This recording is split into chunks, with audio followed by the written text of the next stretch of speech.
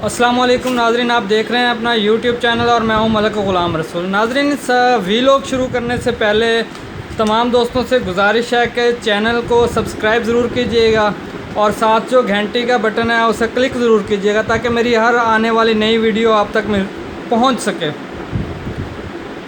आज जो ख़बरें अपने इस वीलॉग में मैं आपसे शेयर करूंगा वो बहुत अहम है, बहुत ही ज़्यादा अहम बातें हैं जो मैं आज आप लोगों को बताने वाला हूं, जो आप लोगों के साथ शेयर करने वाला हूं। बहुत अहम ख़बरें हैं। उनमें जो आपको सबसे पहले ख़बर देनी है वो ये है कि जी इमरान ख़ान साहब ने सैलाब ज़दा इलाक़ों के दौरे का ऐलान किया है, फ़ैसला किया है। वो सैलाब ज़दा इलाक़ों में जाएंगे, अवाम के जो हैं वो दुख दर्द सुनेंगे, जो कि मौजूदा इम्पोर्टेड हुकूमत के लिए बहुत बड़ी बेचैनी की बात है।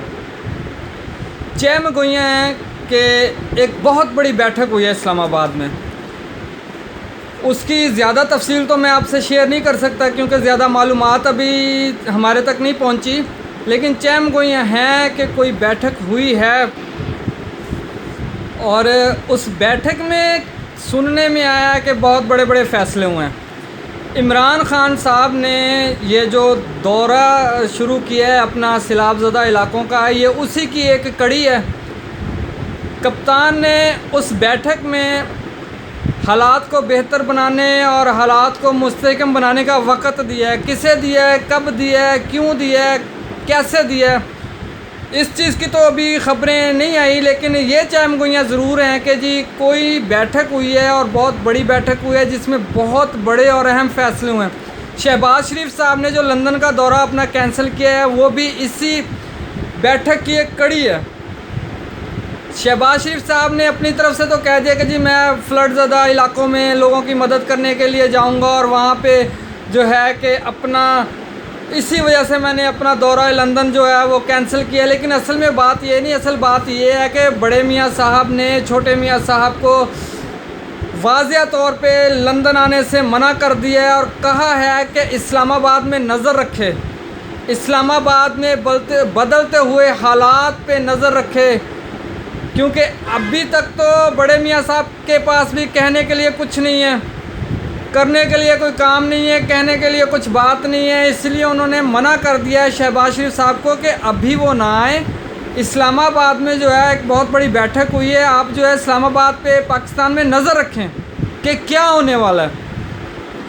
जबकि दूसरी तरफ इमरान ख़ान साहब ने अपना सैलाब ज़दा इलाक़ों में जाने का फ़ैसला किया है। अब कुछ दिन के लिए जो है आप लोगों को सियासत नज़र नहीं आएगी पाकिस्तान में, सियासत छोड़ के अब खिदमत होगी।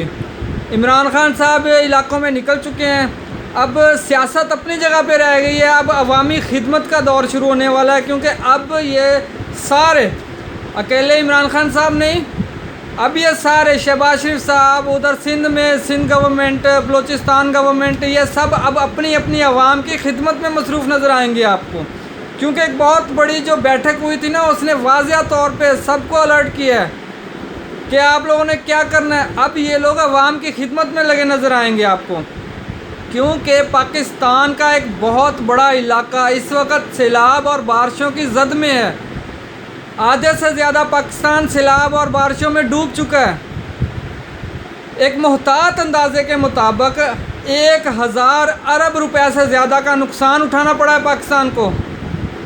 फसलें, सब्ज़ियाँ, सब कुछ बह गया है, कुछ भी नहीं रहा मुआशी माहिरीन के मुताबिक। और दूसरी बात यह है कि जो ओपन गोदामों में गंदम पड़ी थी, कवर थी, लेकिन बारिशें इतनी तेज़ थी कि उससे भी नहीं बख्शा, वो भी बहा के ले गई साथ से। जिन जिन इलाक़ों में ये ओपन गोदाम थे, बारिश आई, बारिश ने उसे बहा लिया, सैलाब ने उसे बहा लिया। मुआशी माहिरीन के मुताबिक अगर फौरी तौर पे मदद ना आई तो आने वाले कुछ दिनों में पाकिस्तान में अनाज की शदीद कमी वाक़या हो सकती है। 80 लाख से ज़्यादा जानवर मर गए या बह गए। पीने के लिए दूध जो है वो कम पड़ जाएगा आवाम को, खाने के लिए सब्ज़ियाँ, पीने के लिए दूध, अनाज की शदीद कमी हो जाएगी। और गोश्त को तो आप भूल ही जाएं, क्योंकि जो बचे खुचे जानवर होंगे वो अब अफ़गानिस्तान को वाली साइड पे चले जाएंगे। बलूचिस्तान KPK में जो हालात हुए हैं, जानवर बह गए हैं। पाकिस्तान में तो कोई डाटा नहीं रखता।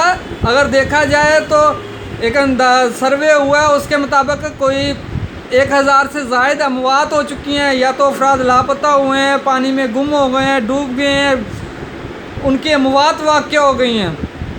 पाकिस्तान को इस मरतबा जो बारिशों और सैलाब की वजह से बहुत ज़्यादा नुकसान उठाना पड़ा है। दूसरा, ये पाकिस्तान में चलने वाली सियासी लहर, ये किसी करवट नहीं बैठ रही। पाकिस्तान को एक तरफ से नहीं, कई तरफ से शदीद मुश्किलात का सामना है इस वक्त जो है वो अवाम के लिए ज़रूरी है कि वो निकलें बाहर, अपने भाइयों की जाके सैलाब ज़दगानों की मदद करें, सैलाब ज़दा इलाकों में जाएं, अमदादी टीमें बनाएं, अमदादी कार्रवाइयों में हिस्सा लें।